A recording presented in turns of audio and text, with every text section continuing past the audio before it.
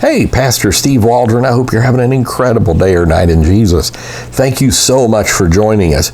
We're going to be looking at the depletion of Earth's magnetic field today. So let's get started. We kind of use this book as a discussion starter, Creation versus Evolution by Arlo Molenpaugh. Great book. And so he's got a whole chapter on this, a very short chapter. So let's just use it as a discussion starter and talk about this. So there's three important force fields associated with planet Earth: the gravitational field, the electric field, and the magnetic field. So the Earth's magnetic field is decaying faster than any other worldwide geophysical phenomenon. In 1835, Carl Gauss made the first evaluation of the magnetic dipole moment, the vector which gives the strength and direction of the magnet. Evaluations have been made every 10 to 15 years since then.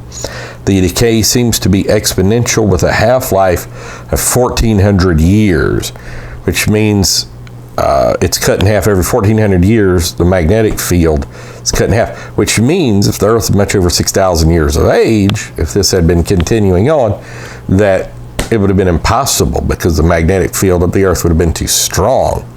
And this does a lot of things, but it helps keep out certain bad rays as well. And so that may be why they lived longer before the flood. Extrapolating backwards, if it was doubled every 1,400 years, this of course assumes a constant rate of decay, which has not been actually observed prior to 1835.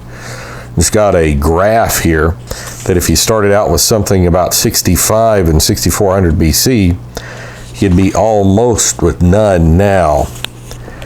And so we would find the Earth could not have survived the heat generated by stronger current.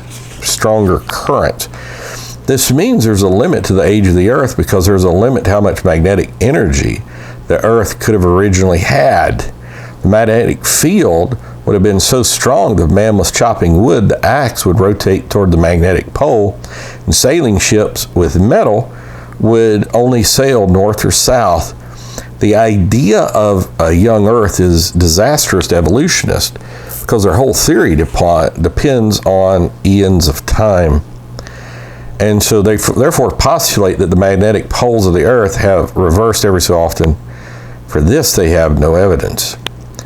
And so that's pretty amazing.